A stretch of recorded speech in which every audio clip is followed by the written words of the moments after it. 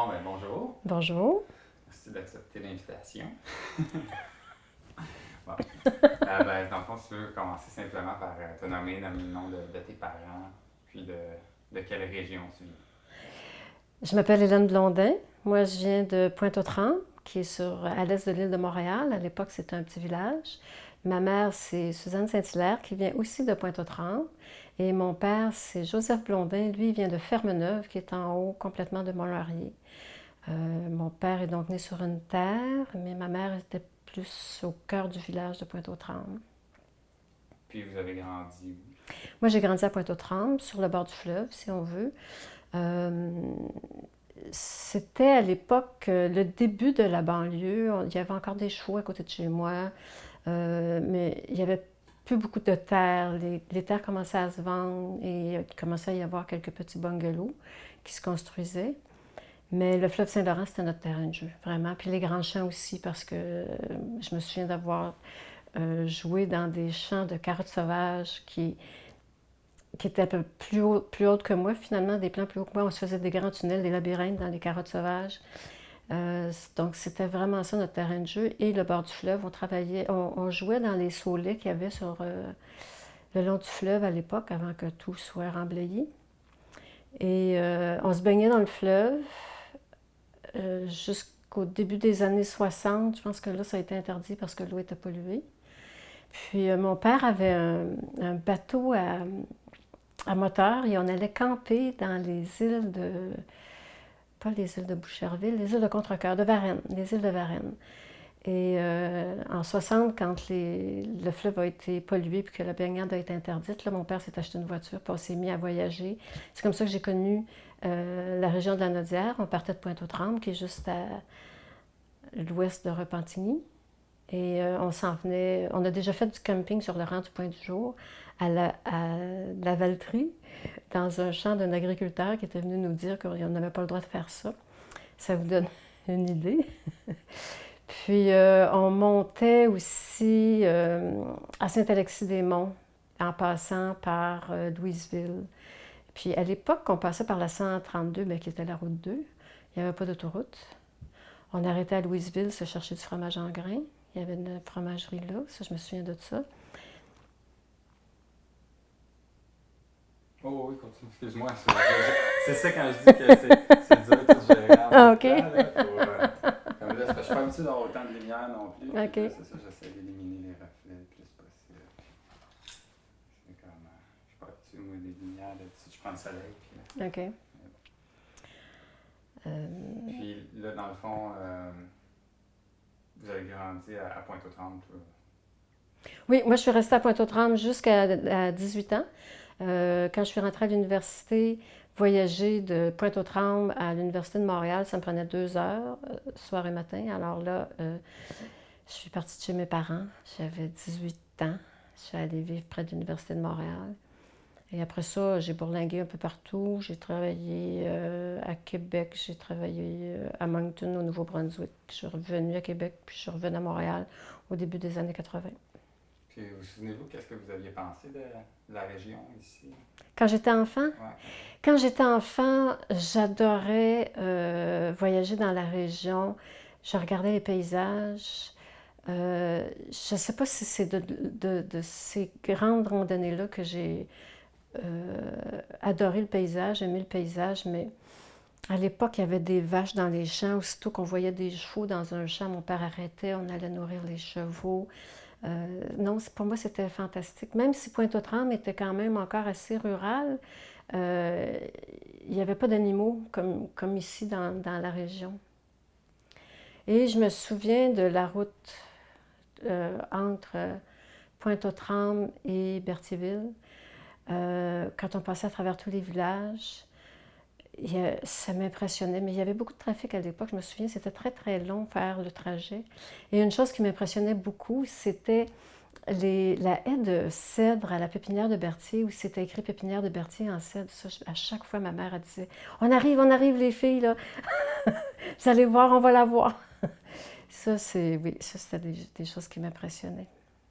Puis pensiez-vous à l'époque venir vous installer dans le coin ici? Ou... Pas du tout. Moi, j'étais moi, je suis une urbaine. La campagne, je pense que ça m'est venu de mes parents. Comme mon père il avait été élevé à Fermeneuve, mes parents rêvaient toujours de revenir s'installer à la campagne. Donc, ça restait comme un rêve possible, mais j'étais vraiment une urbaine, là. J'habitais presque au centre-ville de Montréal. Je me promenais en vélo. Je sortais beaucoup. Et c'est quand j'ai rencontré mon conjoint actuel que là, l'idée de venir s'installer à la campagne est revenue. Puis lui aussi, c'était son désir parce que lui, c'est un garçon qui est né à Berthierville, de parents qui venaient de Saint-Norbert. Et son goût de la campagne, lui, il l'avait toujours gardé. Alors, quand on s'est mis à discuter de nos rêves, ben, moi, ça m'a souri l'idée. Et on est arrivé à Saint-Norbert, pas à cause de ses parents, c'est par pur hasard. On est passé ici dans le coin. Puis la maison était à vendre, alors on a acheté. Mais ça faisait longtemps qu'on cherchait une maison ailleurs que dans la Naudière. On cherchait dans les cantons de l'Est parce qu'on travaillait tous les deux sur la rive sud de Montréal. Pour les cantons de l'Est, pour nous, c'était à côté. C'est sûr que la Naudière, le fait de voyager de Longueuil à Saint-Norbert, c'était beaucoup plus long parce qu'on avait 2 ponts à passer. Mais bon, on ne l'a jamais regretté. Avant de venir, c'est ça, sur la maison, là, comme vous dites, j'étais vraiment urbaine, je sortais beaucoup. Est-ce que vous faisiez des nowhere? On a parlé. Les nowhere, non, ça c'est mes parents qui faisaient des nowhere. Tu veux que je parle des nowhere? OK. Alors, quand mes parents se sont rencontrés, c'est quelques années après la guerre, ils partaient de Square Philippe de Montréal le vendredi soir. Tu allais prendre un autobus, puis tu embarquais pour un nowhere. Et là, tu pouvais te ramasser dans un hôtel, soit à Berthier, la Noret, la Valtrie. Une fois, sont partis de Pointe-aux-Trembles, ils sont en allés au Square Philippe, ils ont pris l'autobus, puis ils se sont ramassés dans un bar à côté de chez nous.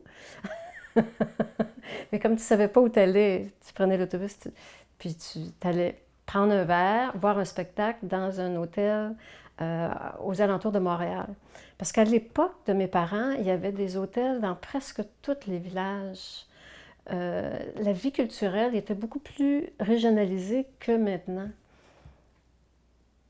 Maintenant, tous les grands spectacles se font à Montréal, mais là, ça commence à revenir dans les régions. Mais il y a eu une période, en tout cas, moi, quand j'étais plus jeune, tout se passait à Montréal. Tandis que maintenant, la vie culturelle reprend dans les régions à cause des baby boomers. Ceux qui s'en vont s'installer dans les régions, c'est ça, justement. Justement, comment ça s'est passé, le choix d'ici, vous avez parlé de la maison, mais pourquoi... Pourquoi Saint-Norbert? Puis pourquoi cette maison-là particulièrement? Est-ce qu'il y avait quelque chose de... La maison. Quand on est passé sur le rang, par hasard, on s'en allait à Sainte-Mélanie chez des amis, la maison est loin du chemin, elle est entourée d'arbres. Et pour moi, juste prendre l'allée pour monter vers la maison, mon cœur battait déjà pour cette maison-ci. Et on a un immense terrain. Moi, ça me permettait de jardiner parce que faut comprendre que j'ai une formation en architecture de paysage. J'étais architecte paysagiste pendant 20 ans. Alors, et contrairement à ce que les gens peuvent penser, en tant qu'architecte paysagiste, j'ai très peu fait de jardin privé. Alors, je rêvais de m'en faire un immense jardin privé. Je m'étais dit en arrivant, il y a un jour, je vais avoir un jardin assez grand que ça va me prendre 1 heure pour faire le tour. Ce que je ne savais pas, c'est que ça prend 1 an pour faire le tour de mon jardin puis l'entretenir. Puis est-ce qu'il y a d'autres choses? Quand vous êtes arrivé dans la maison, le monsieur avait laissé des meubles. Puis est-ce que vous avez trouvé des choses qui... Dans la maison, il n'y avait presque plus rien parce qu'on n'avait pas voulu acheter les meubles que la personne voulait nous vendre. Mais dans les bâtiments, il y avait plein de choses. C'est à partir de ce moment-là que j'ai commencé à collectionner des petits objets anciens. On a trouvé, parce qu'ici, il y a plusieurs bâtiments, il y en a un qui a été démoli, mais on a 2 poulaillers, une grange, 2 garages. Et dans chaque bâtiment, il y avait du matériel. On a trouvé un vieux sommier, on a trouvé euh, des objets d'ailleurs dont je n'ai aucune idée à quoi ça pouvait servir, mais on voit que c'est des objets travaillés qui ont été sculptés. Alors j'ai gardé tout ça, puis là je me suis mis à collectionner plein de petits objets que je trouvais et je me disais qu'un jour je vais trouver comment faire. Et alors, je pense, moi je dirais en 2008, donc c'est quand même 18 ans après notre arrivée, que j'ai commencé à faire des petites sculptures avec les objets que j'ai trouvés. Donc, je les montais, je faisais des petits personnages, des choses comme ça, des installations, que j'ai présentées en 2010 à Repentigny dans une exposition, ces sculptures-là. Mais là, j'ai gardé ces objets-là. Et un jour, j'ai beaucoup donné d'ateliers de créativité pour des adultes, des enfants, des ados. Et dans un atelier pour adultes, j'avais des vieilles boîtes à biscuits dans lesquelles je stockais le matériel et j'ai pris ces boîtes à biscuits-là, j'ai offert à chaque participant une boîte à biscuits puis je leur ai dit, ça c'est votre source d'inspiration pour l'atelier. Et ça avait très très bien fonctionné, les gens avaient vraiment aimé ça. Ils avaient commencé par faire une petite installation, de la petite installation, ils s'étaient mis à travailler sur une toile avec de la peinture, puis ils étaient partis de l'inspiration qui venait des petits objets. Donc, cette expérience-là, je l'avais déjà vécue. Alors, quand est arrivé le projet Transmission et que je cherchais une façon de créer des activités culturelles pour les personnes plus âgées de la région, je leur ai proposé l'idée des boîtes à biscuits avec les objets dedans. Puis je me disais, les gens vont pouvoir ouvrir les boîtes à biscuits, se mettre à parler de leurs souvenirs, ce que les objets dans les boîtes à biscuits pouvaient leur remémorer. Ça, c'est comme ça qu'est venue l'idée des boîtes à biscuits. Puis là, ça l'a amené, c'était comme la démarche vers transmission. Bien, il y avait la question de la fameuse corde à linge. Parce que transmission, il y a comme deux volets, même trois maintenant, mais j'avais présenté l'idée en premier de faire une corde à linge avec des objets, des sachets dans lesquels les gens mettraient des objets qui disparaissent. Parce que je ne sais pas si vous avez remarqué, mais en tout cas, moi, il me semble que plus je vieillis, plus les objets qu'on utilise changent rapidement, disparaissent. Alors, je me disais, si les gens pouvaient m'aider à construire une corde à linge dans laquelle on mettrait des sachets, on suspendrait des sachets, et dans lequel on mettrait justement ces objets-là qui disparaissent. Des timbres à 1 sou, des 1 sou. Maintenant, même les 5 sous, je pense, vont disparaître. Les 1 $, ça n'existe plus en papier. On voit presque plus d'enveloppes. On reçoit presque plus de courriers avec des enveloppes adressées à la main. On n'envoie presque plus de cartes de Noël et des choses comme ça. Alors, je pensais à ça. Donc, moi, j'ai proposé l'idée des boîtes à biscuits pour partir le projet. Et là, je demandais aux gens de m'apporter des objets dans lesquels on les met dans des sachets, puis on étend ça sur une corde à linge.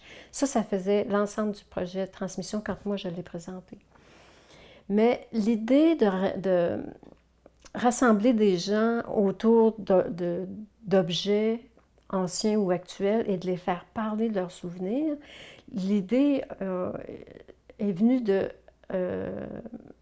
capter ces souvenirs-là de ces personnes-là, parce qu'on s'adresse à des gens on s'adressait à des gens de 65 ans et plus.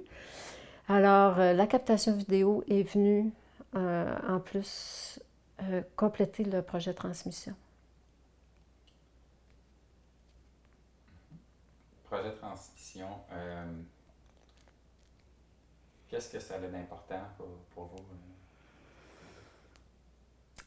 Le projet de transmission. Bon, étrangement, moi, je suis une artiste relativement solitaire. J'aime ça travailler dans mon atelier. J'aime ça faire de grandes retraites fermées dans mon atelier pour pouvoir faire de la peinture à mon goût, parce que quand on en fait juste un petit peu à chaque jour, c'est pas comme quand on se met à fond dans le sujet. Mais à chaque fois que la MRC d'Autrey fait des appels d'offres de projets, je réponds toujours, parce que c'est bien d'être seul dans son coin, mais il faut aussi s'impliquer, selon moi, dans sa région pour développer, soit protéger le patrimoine ou développer la culture. Alors à chaque fois, j'ai proposé des projets. Donc l'importance, c'est au niveau du contact social, l'implication sociale, rencontrer d'autres artistes aussi. C'est plus ça que le produit. c'est un autre. Je vais faire une parenthèse. Moi, je suis une artiste qui met plus l'accent sur le processus que sur le produit final. Faire une toile, pour moi, c'est plus important de la faire que de l'avoir une fois faite, que de me promener avec, de l'exposer et de la vendre. Je suis plus axée sur le processus. Pour moi, la création, c'est un acte de créer. C'est pas un produit. Alors, c'était quoi le sujet? Comment c'était important? Ah oui, c'est ça. Donc, le projet de transmission, pour moi, le plus important, c'était de rassembler des gens autour d'un sujet et de le faire discuter. Juste ça, pour moi, ça aurait été suffisant, le projet de transmission. Bon, le contexte fait que ça a été plus loin, mais moi, je pense que les gens qui ont participé au projet de transmission, puis qui ont raconté leurs souvenirs, ont déjà fait un acte de créer, parce que la mémoire et l'imagination, ces deux éléments-là dans notre petite tête, ils couchent dans le même lit. Quand on raconte des souvenirs, on en invente des bouts, on les réarrange pour qu'ils soient heureux, parce que on essaie d'oublier la partie difficile de notre vie. Donc, raconter des souvenirs, pour moi, c'est un acte de création. Puis qui est-ce qui participait au projet? Alors, le projet de transmission,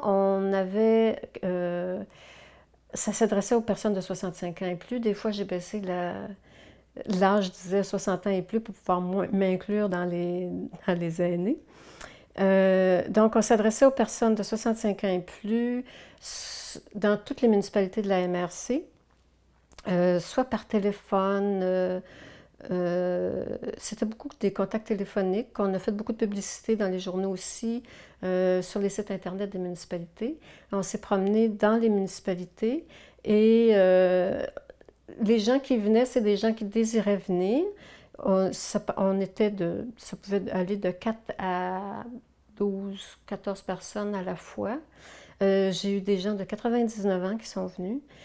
C'était extraordinaire de les entendre parler de leurs souvenirs. J'ai une dame de 98 ans, Madame Paula Dugas, qui a écrit un texte de sa main qui est très, très clair, un petit texte sur l'église de Saint-Cléophas, vraiment touchant, vraiment émouvant. Donc, c'est ça. Puis, j'ai eu des personnes, des professeurs, des agriculteurs.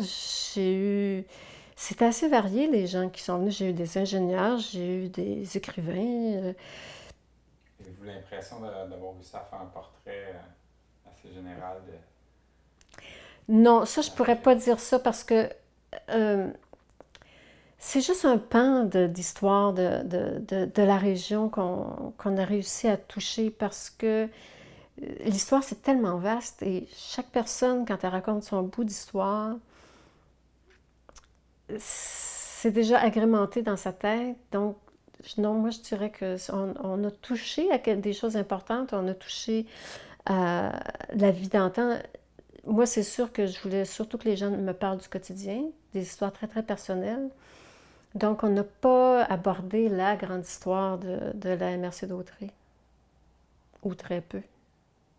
Mais on a beaucoup parlé de l'aspect religieux, comment le Québec a réussi à se sortir de de cet étau-là, l'étau que la religion avait sur mes parents et moi aussi un peu. Chez nous, j'ai quand même vécu dans les années 60, on était assez religieux. C'est quand même resté jusque dans, moi je dirais, le début des années 70, l'étau de la religion, mais chez nous, on était déjà plus pratiquants. Moi, c'est drôle parce que j'ai fait ma première communion le 22 avril 1961. C'était un samedi, première communion, confirmation. Le lendemain, le dimanche 23, au matin, ma mère, elle a mis 2 billets d'autobus, 10 sous pour la quête sur le comptoir. Elle a fait 3 petits paquets, on était 3 enfants, on a chacun nos billets d'autobus, on a 10 sous, puis elle nous a dit, bon, la plus jeune est confirmée, maintenant c'est à votre tour, si vous voulez aller à la messe, vous avez votre billet d'autobus, le 10 sous pour la quête, puis elle dit, voilà, nous autres, elle dit, on s'est rendu là, puis maintenant il ne va plus. Alors c'était le 23 avril 1961, le premier dimanche où j'ai sauté la messe. Puis le 30, êtes-vous allé? Le 30? 30 avril? Non, pas du tout. Non, je ne suis jamais retournée à la messe le dimanche ou très peu. Quand j'allais chez des amis, que les parents allaient à la messe le dimanche, j'allais à la messe, mais je ne suis plus jamais retournée vraiment à la messe. Vous n'aviez pas l'appel de Jésus? Non, pas du tout. Mais j'ai quand même fait ma communion solennelle, ce qui est assez surprenant. Je pense que l'école nous obligeait à faire ce genre de démarche-là. Puis je suis allée aussi au secondaire, je suis allée quand même dans un couvent avec des religieuses. Mais là, déjà, c'était plus ouvert parce que quand il y avait des messes, puis qu'on ne voulait pas y aller, on allait à l'étude. Puis il y avait la confession aussi, puis si on ne voulait pas aller se confesser, c'était correct aussi. Donc c'était déjà un peu plus ouvert. Mais je suis sortie du couvent en 71. Je suis rentrée en 67. Donc c'était déjà... il y avait déjà un ministère de l'Éducation de Québec. Cégep. Je suis allée au cégep en 71. À partir de 71, je suis allée au cégep jusqu'en 73. Ça, je suis rentrée à l'Université de Montréal en 73, que j'ai quitté en 77. Quand vous êtes arrivé ici, là, vous étiez avec un petit gars du coin. Là. Je ne sais pas si le monde se souvenait de lui. Là. Non, pas du tout. Mais, dans Saint-Norbert, il y a beaucoup de Laporte, puis moi, j'ai marié un Laporte. Mais ses parents venaient de Saint-Norbert. Sauf que non, il y avait plus de... Il n'y a personne qui se souvenait de lui. Ben, il se souvenait de ses parents. Son cousin est encore ici. Il a été maire de Saint-Norbert. Mais non, parce que sa mère et son père, quand ils se sont mariés, sont partis vivre à Berthier. Mais là, on parle des années 30, selon moi, là, leur mariage. Si ma mémoire est bonne. Il ne voulait pas être cultivateur. Oh non, son père... Ben, son père, lui, il avait... C'était une grosse famille, petite terre, donc ils ont vécu, selon moi, dans la misère. Puis lui disait, à chaque fois que Réal disait, moi, quand je vais être plus vieux, je vais être agriculteur, il lui disait, tu sais pas c'est quoi être agriculteur. Sa mère, par contre, elle, c'était une riche famille foncière, elle avait des grandes terres, sauf qu'à l'époque, la terre revenait toujours à l'aîné. Donc, elle, en se mariant avec quelqu'un d'autre, est partie de chez elle et elle n'a absolument rien eu. Et son frère a eu la terre et ce qui vient avec. Mais c'était comme ça à l'époque. Les filles n'avaient pas... Ben, tu avais une dot, mais 3 draps, une nappe, puis... Avez-vous eu quelque chose? Moi, comme dot, non. C'était fini, rendu à mon époque. Puis comment les gens, qu'est-ce que vous avez pensé en arrivant dans la région, de la vie ici, en partant de la ville? Ben, moi, j'ai tout de suite aimé ça parce que faut dire qu'avec les parents que j'avais qui m'amenaient à la campagne à tous les week-ends faire du camping sauvage, je savais assez bien ce que c'était que la campagne. Mais c'est évident que au début, surtout qu'au début, on a eu quelques petits accrochages avec le maire qui était là à l'époque, qui est devenu un de nos grands amis de toute façon. Mais c'était que les castors bloquaient les fossés de drainage sur notre terre. Puis nous autres, on aimait ça parce que ça faisait des étangs avec des canards sauvages, alors on adorait ça. Sauf que une semaine où on n'était pas ici à l'automne, il y a eu des grosses pluies et les castors avaient bloqué un ponceau sous la route, puis là, ça a inondé la route. Fait que la ville est rentrée avec la machinerie, ils ont défait tous les barrages à castors sans nous en parler. Puis là, le maire est venu nous voir pour nous engueuler un peu parce qu'on n'avait pas fait l'entretien des fossés verbalisés. C'est-à-dire, fossés verbalisés, c'est toi qui es obligé de les entretenir, s'assurer que l'écoulement se fait. Alors oui, ça a été une première petite prise de bec avec le maire de l'époque. Mais bon, ça a passé, ça a été une période difficile, mais ça a bien été. On s'est fait amis rapidement avec le voisin d'en face, qui est à peu près mon seul voisin d'ailleurs. Puis, un des éléments qui a fait que moi, je me suis sentie comme faisant partie du village, c'est le jour où je me suis acheté une Ford. Parce qu'il faut comprendre que Saint-Norbert, c'est comme un grand concessionnaire automobile Ford, les Laporte qui en sont propriétaires. Et là, tu vas au garage le matin, faire ton changement d'huile, tu t'installes, puis tu jases, puis c'est comme le parvis de l'église, l'ancien à l'époque. Là, tu as les nouvelles du village. Martin Laporte nous parle de tout ce qui se passe, puis on a toutes les les anecdotes du village. Alors, le garage, c'est devenu notre façon de s'intégrer dans Saint-Norbert. Et après ça, ben, il y a eu la question de l'Église quand l'archevêque de Joliette a décidé qu'il se débarrassait des églises parce que la communauté chrétienne diminue de plus en plus et qu'il n'y a plus personne pour prendre la relève. Moi, je me suis dit, de par ma formation en architecture, comme des raisons, je trouvais ça important qu'on sauvegarde cette église-là. Alors, je m'implique de plus en plus dans en tout cas, ce qu'il faut qu'on fasse comme aménagement au niveau de l'animation pour l'église qui est maintenant propriété de Saint-Norbert.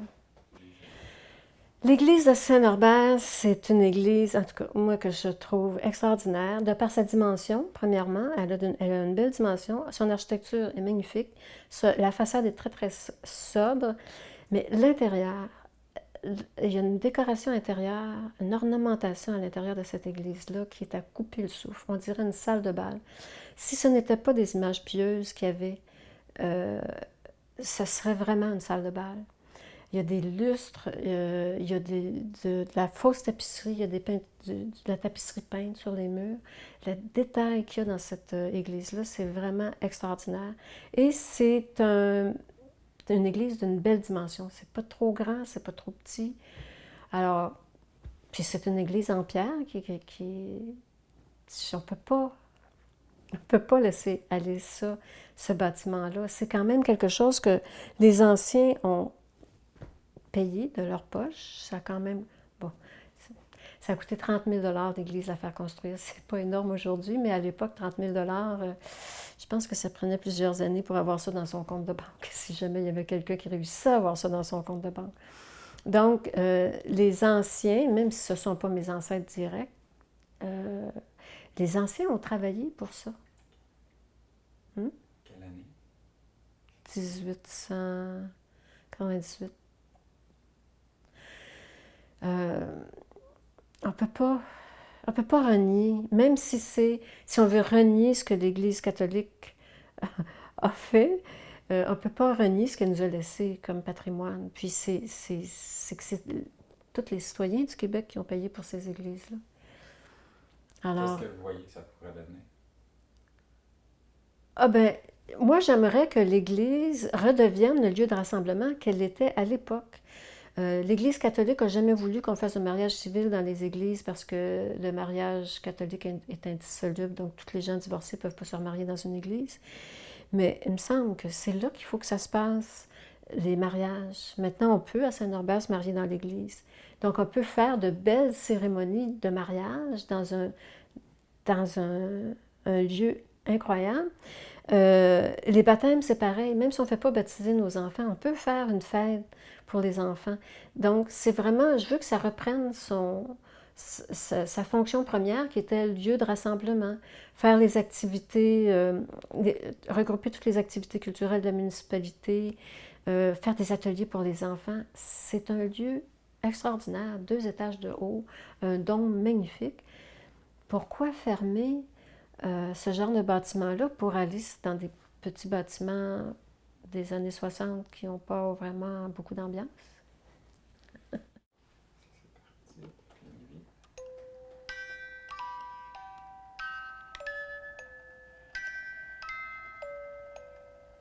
Quand j'entends cette petite ritournelle-là, pour moi, le souvenir qui me vient, c'est ma mère qui se prépare pour aller à la messe.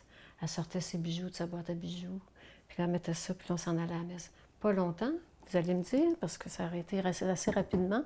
Donc après, quand j'entendais le bruit de la boîte à bijoux, ça voulait dire que ma mère sortait le soir, et ça me rendait tellement triste. Elle me laissait toute seule. Ici, j'ai quelque chose, bon, ça, c'est pas à moi, ça date avant moi, comme des raisons. Ça date de 1898, selon moi, si ma mémoire est bonne. J'ai vu la date en quelque part. 1880. Ce qui est exceptionnel dans ce petit livre d'exercice-là, c'est l'écriture. Quand on pense que les gens écrivaient à l'époque avec des plumes fontaines sans réservoir et que cette écriture-là est si régulière, c'est presque impensable. Ça devait prendre un temps immense pour réussir à aussi bien contrôler une plume fontaine, parce qu'il faut l'avoir essayé, écrire avec une plume fontaine, c'est extrêmement difficile. Et ici, tout est propre, il y a très peu de bavure, et c'est magnifique. Puis c'est quoi le cahier? C'est un cahier d'exercices. Alors, on a toutes sortes d'exercices là-dedans. Donnez la définition des mots suivants. Capturer, prendre, faire capture. Royaliste, partisan de la royauté. Insurgé, révolté, séditieux. Civil, qui concerne les citoyens, poli, honnête, affable, se dit par opposition à criminel. Ah. Dissolution, état d'un corps qui se dissout. Rupture, débauche, dérèglement. Donc, il y a ça. Histoire ecclésiastique, géographie. Que comprend l'Empire britannique? L'Empire britannique comprend l'Angleterre, l'Écosse, l'Irlande et une multitude de colonies dans toutes les parties du monde. Pourquoi la ville de Marseille est-elle célèbre? Par son antiquité. Elle fut bâtie par les Grecs 600 ans avant Jésus-Christ. Ah. Il y a plein de choses comme ça. Analyse grammaticale. Puis quand vous êtes passé de la ville à la campagne, Oui. qu'est-ce que ça a changé Quand on est arrivé ici dans les années 90, on a quand même continué à travailler à Montréal, donc on venait ici seulement que les week-ends. Et en 1998, moi j'ai arrêté de travailler parce que je voulais faire absolument de l'art. Et j'avais atteint un niveau de sécurité financière qui me permettait d'arrêter de travailler et de ne vivre que de mon art. C'est là que le changement s'est vraiment fait. À partir du moment où on vit uniquement à la campagne, la ville devient accessoire. Donc, qu'est-ce que ça a changé? Vivre à la campagne, c'est vivre près des gens. C'est vivre dans une petite communauté où on se connaît tous, où c'est beaucoup plus facile de faire des relations qu'à Montréal. À Montréal, se créer un réseau, c'est extrêmement complexe. On finit par le faire avec les années. Sauf qu'ici, à la campagne, ça se fait comme presque automatiquement. À partir du moment où tu t'impliques une place, tu te crées un réseau qui est relativement fort et intégré, je dirais. Est-ce qu'il y a des gens ou des choses qui vous ont impressionné ou marqué quand vous êtes arrivé ici, à part la mer? Oui, la première chose qui m'a impressionnée quand on a acheté la maison, c'est de savoir qui était mon voisin. Ça, c'est assez impressionnant. On ne le savait pas avant d'acheter la maison. On savait qu'il vivait à Saint-Norbert, mais on ne savait pas qu'il vivait en face. Donc, les premières années, on a beaucoup vécu, je dirais, dans le show business presque. Parce que on venait les week-ends, Jean-Pierre avait beaucoup d'invités, on rencontrait plein de gens. C'était comme vivre en ville encore. Sauf qu'en 98, quand on est venu s'installer ici définitivement, Jean-Pierre avait vieilli, lui aussi, il recevait moins de gens, ou on s'est moins impliqué dans sa vie publique, si on veut.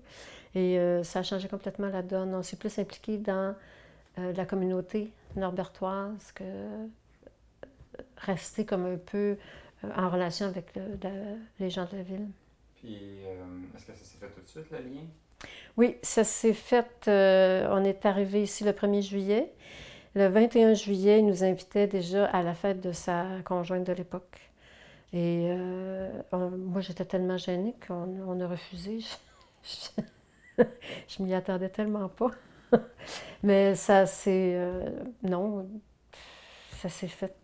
Ben, c'est une relation de voisinage. Il y avait un tracteur quand on avait besoin du tracteur. On allait chercher le tracteur. Lui, il y avait des chevaux quand il n'était pas là puis qu'il voulait quelqu'un aille nourrir ses chevaux. On allait nourrir les chevaux. C'était un échange de bons procédés tout de suite en partant. Et c'est encore comme ça. On s'entraide continuellement. C'était une relation, comme toute relation de voisinage, il y a eu des hauts et des bas. Mais en général, ça va très, très bien. C'est quoi le plus gros party qu'il y a eu à Saint-Norbert depuis que vous êtes là? Ben, la plus grosse fête qu'il y a eu, c'est quand on a fermé la circulation au village et que Jean-Pierre Ferland et Ginette Renault ont chanté pour ramasser de l'argent pour l'église.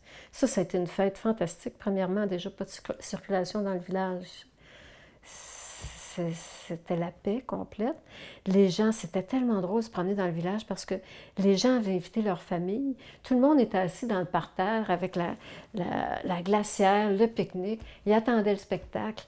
Et non, vraiment, ça a été une belle fête de voisinage. Et ça a été un spectacle absolument magnifique, il faut dire.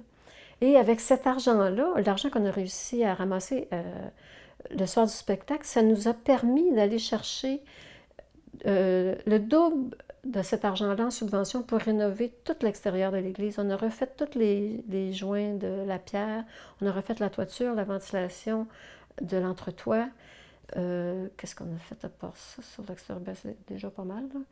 On a réparé le clocher. Donc maintenant, toute l'enveloppe extérieure de l'église est rénovée. Donc, il nous reste juste à animer les lieux. C'est sûr qu'on a des problèmes de chauffage. L'efficacité énergétique n'est pas particulièrement bonne dans ce bâtiment-là, dans aucune église d'ailleurs.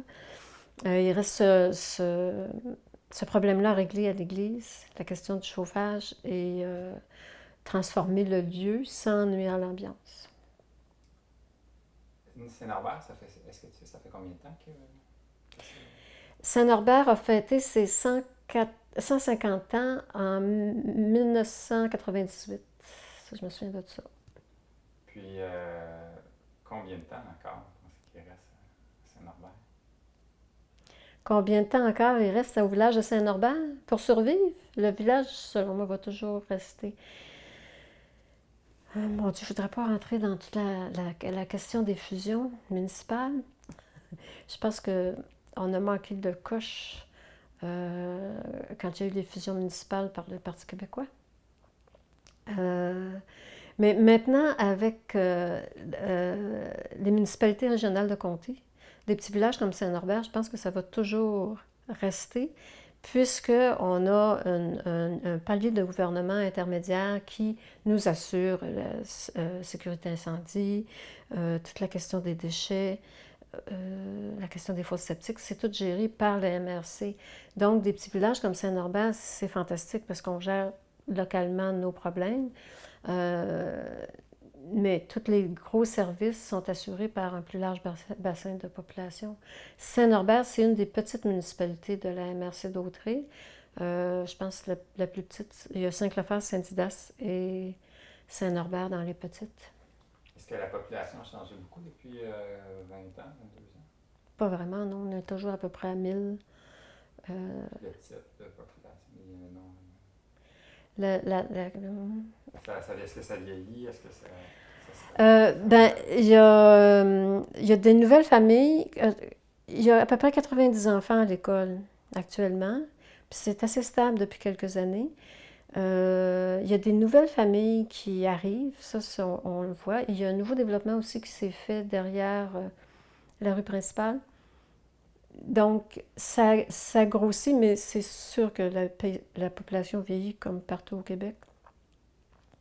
Sauf que l'avantage de Saint-Norbert, c'est que les terres et les maisons sont pas très chères. Donc, c'est un bon endroit pour les acheteurs de première maison. Donc, la population se transforme, change. Il y a quand même beaucoup de nouveaux arrivants. Mais il y a un noyau d'anciens, les vieilles familles, il y en a encore beaucoup dans la région, dans Saint-Norbert. Vous pouvez à part la porte, là.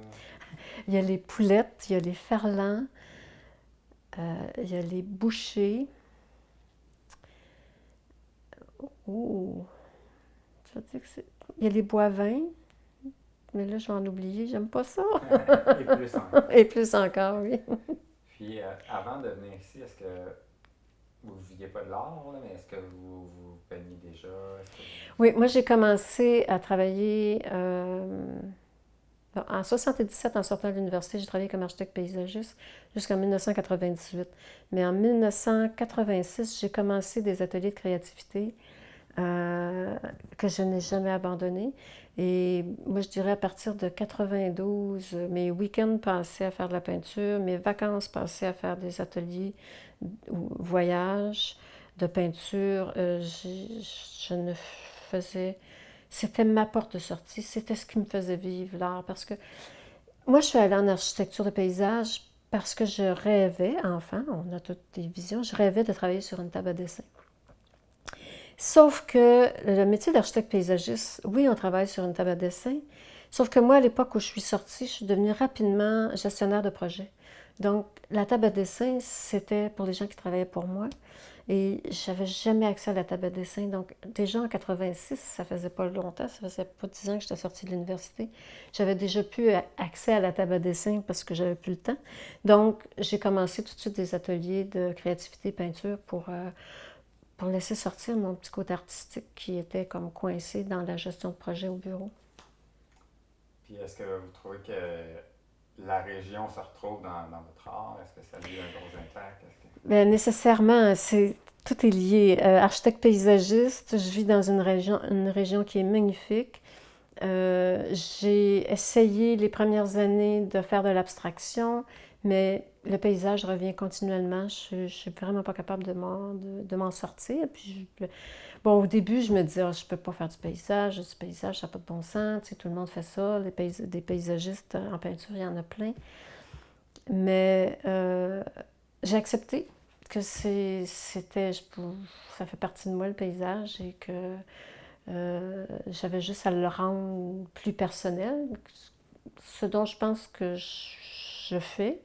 Je ne dessine pas ce que je vois, je dessine ce que je ressens face à un paysage, parce que pour moi, en art, je me pose souvent la question quand je regarde un paysage, qu'est-ce qui reste de nos ancêtres, du travail des ancêtres?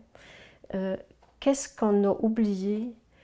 Et donc, je travaille constamment de mémoire, mais j'essaie de faire un peu d'inventer des palimpsestes, si on veut. C'est-à-dire, j'essaie quand je peins un paysage, de dessiner l'histoire qui est cachée dessous les couches de civilisation. Donc, c'est jamais simple, c'est jamais des paysages qui sont simples, qui sont réels. On sait que c'est des paysages, mais il y a toujours des choses à découvrir dont on ne soupçonne pas quand on les regarde comme il faut. Quand on les regarde rapidement, devrais-je dire. L'inverse. Est-ce qu'il y a quelque chose que vous aimeriez ajouter? Tu veux-tu que je te lise du Sartre? Vous pouvez. C'est bizarre de vous voyer. Hein? C'est bizarre de vous voyer. Oui.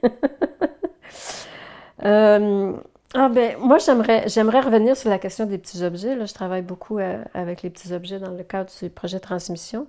D'ailleurs, je me suis rendu compte dernièrement qu'à Saint-Jean-Port-Joli, il y a un musée de la mémoire vivante qui fait à peu près le même processus, qui passe à travers à peu près le même processus que nous dans le projet Transmission. Ils récoltent des témoignages et ils récoltent des objets que les gens viennent leur porter. Mais ce qui me fascine dans la question des objets, c'est que j'ai trouvé 2 auteurs qui en parlaient, qui avaient des citations. Il y a Alphonse de Lamartine, à la fin du 19e siècle, qui écrivait, mais ça, tout le monde a déjà entendu ça, « Objets inanimés, avez-vous donc une âme qui s'attache à notre âme et la force d'aimer ». Certes, en 1938, dans La nausée, dans le premier livre qu'il a écrit, il parle des objets. Ça, je trouve ça drôle de la part de Sartre qui a écrit ça, mais bon, on ne connaît pas tous nos auteurs. Les objets, cela ne devrait pas nous toucher puisque cela ne vit pas. On s'en sert, on les remet en place, on vit au milieu d'eux. Ils sont utiles, rien de plus. Et moi, ils me touchent, c'est insupportable. J'ai peur d'entrer en contact avec eux, tout comme s'ils étaient des bêtes vivantes. Alors, quelle est la question des objets? Moi, selon moi, l'objet, c'est comme une photographie. Sauf que c'est pas personnel. Ça a pas... Une photographie, tu te demandes qui est sur la photo. Bon, ah oui, elle est allée à Paris. Mais un objet, comme la boîte à bijoux de ma mère, ça peut toucher tout le monde parce que il y a beaucoup de femmes qui ont eu des boîtes à bijoux. Donc, ça te ramène à tes propres souvenirs personnels plus qu'une photographie, même si les photos peuvent le faire aussi. Mais c'est ça, c'est comme un... Ça touche la même sensibilité que la photo, un objet, selon moi. C'était quoi votre objet favori dans votre vie, là, que vous avez, si vous l'avez encore ou pas? Ben moi, j'ai beaucoup, beaucoup déménagé dans ma vie. Donc, j'ai très peu de souvenirs. D'ailleurs, ça me surprend d'avoir encore la boîte à bijoux de ma mère. Je ne sais pas comment elle est arrivée dans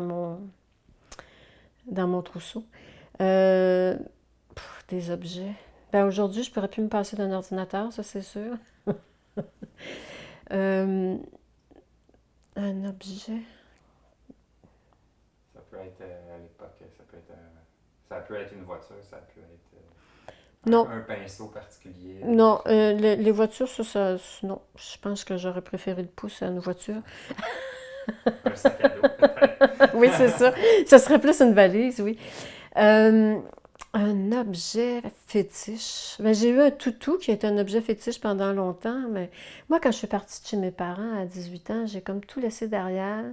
Et quand mes parents ont cassé maison, quand ils sont déménagés de la maison familiale, ils nous ont dit, si vous ne venez pas chercher vos affaires, on met tout au vidange, puis il n'y a personne des enfants qui est allé. Alors, j'ai pas gardé grand-chose. Mais j'ai longtemps eu une valise bleue. Je ne sais pas si vous avez les gros coffres bleus de l'époque, ça. J'ai longtemps eu ça et je dois vous avouer que quand je déménageais, c'était à peu près la seule chose que j'avais, mon coffre bleu. De pratique à traîner.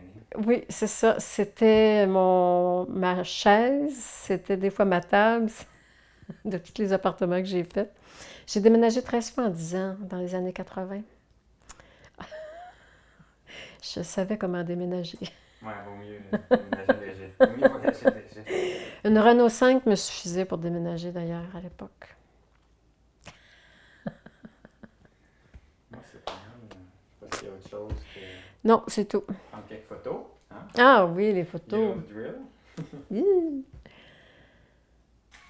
J'en ai pris deux, trois déjà. C'est le coffre de ma mère. Ouais, c'est ça, moi, tu sais, mon père, on a ramassé un peu, mais pas tant que ça. Mais tu sais, j'ai une montre qui marche pas, mais je la mets quand ça me tente. Tu sais, des fois, je vais faire de quoi. C'est vrai, j'ai quelque chose de mon père. J'ai vu ça tantôt en ouvrant la boîte. Ça faisait une éternité que j'avais pas vu ça. C'est ça ici. Mon père a travaillé presque tout le temps pour la même compagnie, qui était la compagnie Texaco à Montréal-Est. Et ça, c'est l'épingle qu'on lui a donnée après 25 ans de service. Il y a un diamant dedans. J'ai fait évaluer le diamant, il vaut 40 $. Je ne pouvais pas croire que la compagnie était si cheap que ça, mais... Hein? Je sais pas, c'est mon père qui m'a donné ça, à un moment donné. Ils ont dit à l'époque qu'il valait 40$. Non. Il vaut 40$ à cette heure. J'avais un ami bijoutier, un jour je lui ai apporté, puis il m'a dit, ben, ça, je vais te donner 40 $ pour ça. C'est que ça vaut plus que 40 dans mon cœur. C'est ça, c'est ça. C'est sentimental. Bon. Est-ce que ça tourne encore? Non, tu veux Ok. que ça tourne? Non. Non, parce que je viens de voir, il y a plein d'affaires dans cette boîte à bijoux-là. Pour moi, ma mère, elle me l'a donné. Pour que tu... Après, nageur junior. Ça, c'est une épinglette de... Quand tu suis des cours de natation puis de sauveteur, ils te donnent ça. Parce que mes deux parents étaient sauveteurs et on a appris à nager très, très jeune. J'ai eu mon premier trophée de natation à 4 ans, en 1958. Trophée que je n'ai plus d'ailleurs. Parce qu'en vivant à Pointe-aux-Trembles, le printemps, on ramassait toutes les noyées de Montréal. Tu sais, ils se ramassaient d'un roseau, là, sur le bord. C'est arrivé que vous en avez Oui, oui, on en ramassait, là. ramassé. Oui, oui, tu sors ben, pas nous autres, c'est pas nous autres qui ramassaient, qui sortaient de l'eau, là, on appelait les pompiers, les policiers. Mais c'est ça, mes parents avaient une peur de la noyade incroyable. Mais il faut dire que c'est sûr qu'on allait sur le fleuve, tu sais, c'était déjà pas avec notre petit bateau moteur, là, quand il y avait des tempêtes. Ouh! Puis on s'amusait beaucoup dans l'eau, fait qu'on a appris à nager très très tôt.